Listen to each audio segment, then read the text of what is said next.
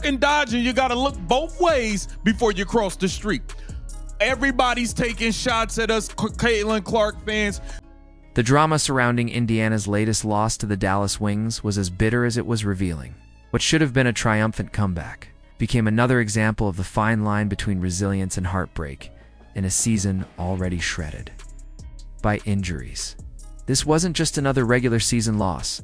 It was a game that showed the Fever's willpower, their vulnerability, and their growing frustration with what they believed to be a stacked deck against them.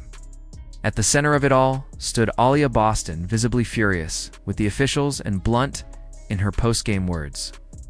A star caught in the middle of a league-wide conversation about fairness and consistency in officiating. The story began before tip-off, with Indiana already walking into the arena crippled. Their backcourt had been decimated days earlier in Phoenix when Sydney Colson tore her ACL and Aari McDonald fractured her foot, both season-ending injuries. This came on top of Caitlin Clark's absence since July with a groin injury. The Chicago Sky vloggers, the content creators, the Angel Reese content creators are firing at us. In one brutal week, Indiana lost its entire point guard depth chart, leaving them without a single natural floor general to run the offense. That ripple effect could be seen on every possession. In Dallas, the Fever coughed up 17 turnovers, fueling 27 points for the Wings. Over a quarter of Dallas's offense came from Indiana's mistakes before the Fever could even set up there. Half-court looks, what had once been a balanced attack, turned into a desperate grind. Every possession requiring extra effort just to cross half-court. The front office tried to bandage the wound by signing Odyssey Sims to a hardship contract.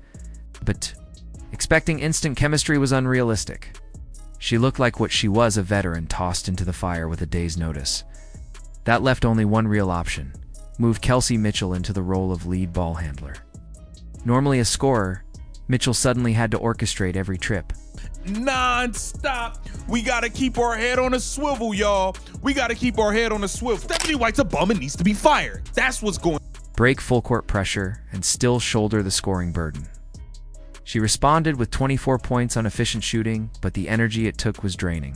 Trapped, doubled, and swarmed on nearly every possession. Mitchell was forced into mistakes, yet refused to let the game die, burying clutch threes and creating in crunch time. It wasn't her natural role, but her leadership and grit kept Indiana alive. Her stat line glows, but the reality was even more demanding. She was both point guard and scorer, the voice and the engine. Around her, role players answered the call. Sophie Cunningham poured in 14 with relentless hustle, diving for loose balls and jawing at officials in a performance that embodied Indiana's grit. Chloe Bibby gave them 11 points in just 12 minutes, hitting all 3 of her deep shots, including one that stopped a Dallas run in its tracks. Natasha Howard anchored the paint with a double-double and 3 blocks. Did y'all see the interviews today? Sophie Cunningham just exposed Stephanie White, while Aaliyah Boston fought through heavy contact to add 14 points of her own. Each contribution was critical, and collectively, they produced a furious 25-4 run in the fourth quarter that had Indiana on the cusp of victory. But when the game swung into the final seconds, it wasn't the Fever's resilience that defined the narrative. It was the officiating, clock management, and calls that left players and fans shaking their heads. Down one with 11.7 seconds left, Indiana had the ball in a timeout. Stephanie White let them push in transition instead of stopping the clock. Mitchell ended up taking a tough shot that missed, and when White finally called time with 1.7 left, it was too late. Afterward, she admitted she should have used the timeout earlier, a rare moment of coaching accountability. That small hesitation will haunt them because it changed everything. Even more haunting were the whistles or the lack of them. The Caitlin Clark we loved and we've grown to see, Caitlin Clark has the ball in her damn hands, bro. The most glaring came when Boston fought for position under the rim. Dallas's post defender clamped her arm, yet the foul was called on Boston. The replay seemed obvious to everyone, including broadcaster Rebecca Lobo, who expected the call to be overturned. Instead, it stood, costing Indiana not only points, but also their final challenge and timeout. Later, Sophie Cunningham was assessed a flagrant foul for a closeout. Eerily similar to an earlier play where Paige Buchers had committed the same infraction and been upgraded to a flagrant. Moments after Cunningham's whistle, Mitchell endured nearly identical contact on a jumper with no call at all. The inconsistencies infuriated players and coach alike. White voiced what Fever fans have argued for weeks. Kelsey Mitchell gets held on every possession without a whistle in Boston, is the most poorly officiated post player in the league. Her words were blunt. Her post-game interview confirmed the team, leaving no doubt about the team's anger. The emotions spilled onto the court. Cunningham's boiling point came after being shoved by Buchers, muttering under her breath before storming off. Even Caitlin Clark, sidelined on the bench, clapped sarcastically at referee Amy Bonner after the final buzzer. Boston, usually measured, confronted officials during one heated moment before Clark calmed her. And her post-game words, short and sharp, "We need better focus," carried a double edge.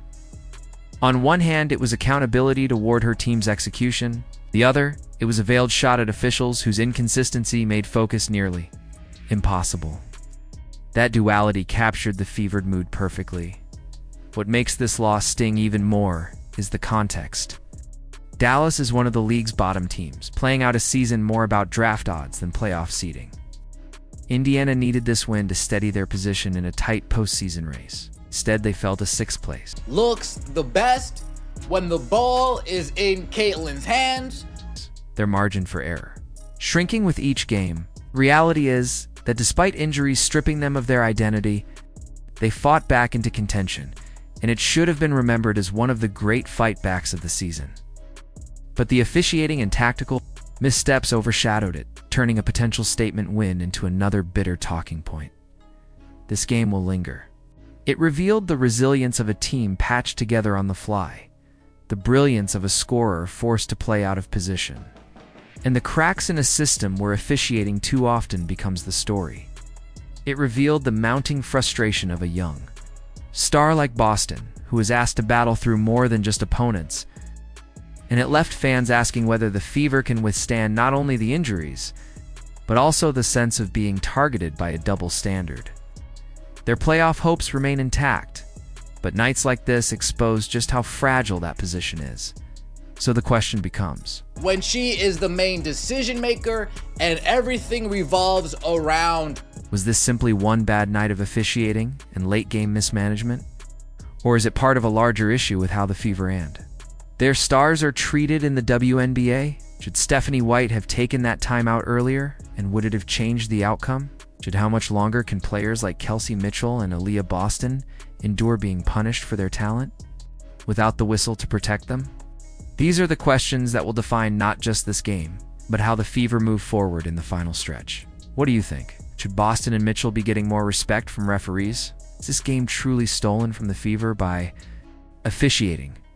Drop your thoughts in the comments below, and don't forget to like, subscribe, and turn on notifications so you never miss the next breakdown.